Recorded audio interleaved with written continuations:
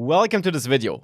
What's the difference between static websites and dynamic websites? This is the question I'll answer in this video because I get it a lot and it's important to understand what the differences are and what they are actually not, because it's easy to get that wrong. So let's have a look and dive into that.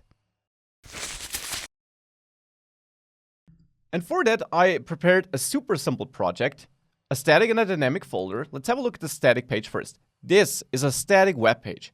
Static web page means it consists of HTML, CSS, and JavaScript. Not necessarily all these things. You can just have HTML if you want, but definitely not more. And with JavaScript, I don't mean node.js, I mean JavaScript that runs in the browser. This app here, for example, if I double-click my index.html file in the Mac Finder, looks like that.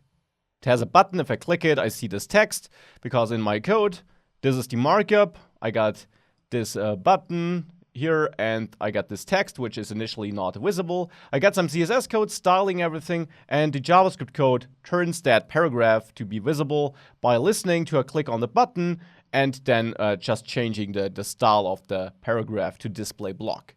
Previously, it was display none. This is static, and it's also important to understand, obviously the page wasn't that static. Something changed on the page, right? So the page, when it runs, is kind of dynamic. We still have interactions there. We can listen to user events. We can change something on the page. Static simply means that it's not generated on the server. The HTML code we're getting, the JavaScript code we're getting, and the CSS code we're getting is not generated dynamically. It's already there. It's hosted on a server, and it's lying there on the server in the version we as a user receive it. The JavaScript code can then mess with the DOM and change things, but the input files we're getting, the raw source code files, are already pre-built, and the source code doesn't change with the next request we send. And that's different for dynamic pages. I also got a dynamic page, which is only that server.js file. And if I send my request there, by simply running that with the node command, I installed node.js on my machine, of course. I'll start the server running on localhost 3000, so let's visit that. And I get back some HTML, but if I reload it, you'll see that this random value always changes. Now, this is not done with JavaScript in the browser. Instead, if I inspect my HTML code here, or not here, but actually the page source, you see that the page source is this HTML code, and the value in there is hard-coded into that source code. So it's not changed dynamically at runtime. This happens because in server.js, I return HTML code, and I generate that value on the server. This means dynamically generated. The HTML code I get back from the server is not always the same. Every new request can yield a different page. Typically, you don't really use that to randomly generate numbers, but maybe you send back a page where that shopping cart number in the top right corner was updated on the server. Or you send back a new page when the user is logged in. So the HTML markup you get back adjusts dynamically on the server. And of course, you can build one and the same thing in a dynamic way where you render it on the server, or in a static way where you have a pre-built HTML file, which is then changed by JavaScript on the browser in the client. So both is possible. So often you can use both to achieve the same result. But the important thing here is to understand what dynamic means. Things change on the server. A new request can yield a different file, whereas static always means the files never change. They sit on the server, and you always get this exact version. But what's better then, especially when you can build the same? Which one should you choose? Let's compare them. On a static page, we talk about HTML, CSS, and JavaScript. And these files are not dynamically rendered on a server, but, and that's important, still served by a server, of course. Every web page has to sit on a server when you reach it through a domain. But they're not dynamically generated. You always get the same set of pre-built files. The page content can change, though, through JavaScript in the browser, not on the server. So static does not mean that the page never changes, it just means it's pre-built during development and not changed dynamically on the server. Dynamic means that the content is generated through some server-side language like PHP or node.js in my example, and that the return page is dynamically generated. So the server returns a dynamically generated page. And that page is not necessarily always the same because the HTML code and also partly the JavaScript code even can be generated on the server. After being returned, you can of course still have JavaScript which changes something in the DOM, so that still is possible. But the server side of course is not doing anything on the loaded page once it's in the browser. That's technically not really possible. You can have JavaScript listening to incoming events, but that's JavaScript in the browser, not the server side. So dynamic rendering is really about that first render when you send a request and get back a page. Dynamic therefore does not mean that there's no HTML page being served, it's just built dynamically for each request. So what's better then? Well, static means that rendering happens in the browser. The JavaScript code can manipulate the page. You get back always the same, relatively empty page, especially when building a single page application where everything is handled with JavaScript.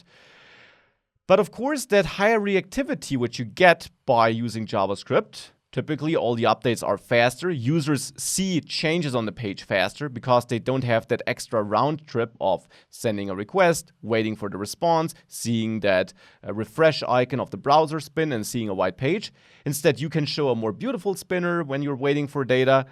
Everything happens in a more reactive way, but obviously that also has some disadvantages. Since the page is not finished when you get it, users might see something, might see some nice spinner, but they still see a spinner. The content still has to be fetched from the browser. And if you're doing a very performance-intensive update work, you might even get performance issues in the browser, since all the work happens there and not on servers, which might be more powerful than your users' machines.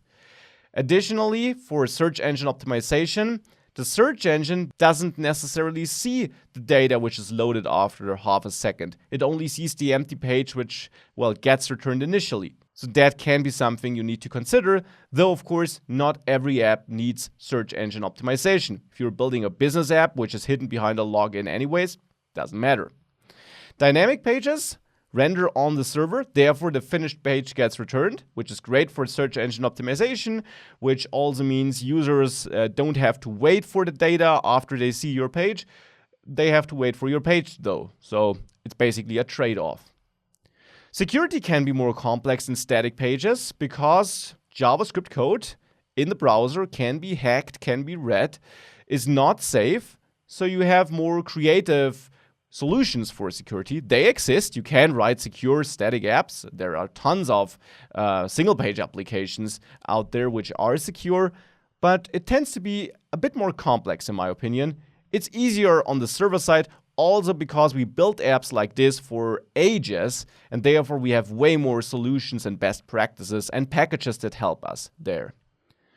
Last but not least, a static host suffices for static pages. This means a host which is only capable of returning HTML, CSS, and JavaScript or any files, but which doesn't need to run any server-side code. And that is typically cheaper and less complex. For dynamic pages, you obviously need a host which is capable of running your Node code or your PHP code or whatever you have. And speaking of that, let's have a look at deployment. For static pages, only a static host is needed, as I said, so only a host which is able to serve your files. For dynamic pages, you need a host which runs your server-side language. And that means static hosts often are cheaper and easier to set up because there is not much to configure. Dynamic hosts, well, you need to find a host which supports your server-side language and the version of the language you're using. That's also sometimes not the case. And then you might need to do more setup. You have to check, you have to do more things because more code runs on the server, so you have to ensure that it runs. Examples for static hosts are AWS S3, Firebase hosting. There are, of course, way more. For dynamic hosts, we have AWS EC2 or Elastic Beanstalk for a more integrated approach, or Heroku, or of course also a lot more. So who's the winner then?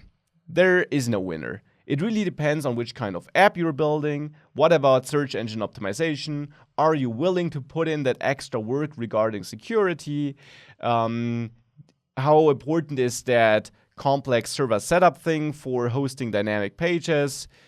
It's things like that you have to take into account. And it's always worth to dive into both worlds, build some demo apps with both approaches, and get a feeling for the challenges you face with each approach and which approach better suits your needs. These days, static pages tend to be super popular because with JavaScript driving everything, we can offer a native app-like experience to users in the browser. It's very important these days that things update constantly. We give immediate feedback, and that tends to be easy with static apps because JavaScript runs in the browser. You don't need to wait for a response to change something. It's harder with dynamic apps. That being said, the majority of the app is still driven by these apps. So saying that these would not matter anymore is certainly wrong. And by the way, you'll always need server-side code. If you don't write an app which returns dynamically generated HTML code, well, then you'll at least write some REST API that offers endpoints for your static app to fetch and store data. I hope this was helpful. Definitely join the comments area and let me know what you think about that, what your thoughts are, and what you think about this video, of course. Hopefully see you in future videos too. Bye.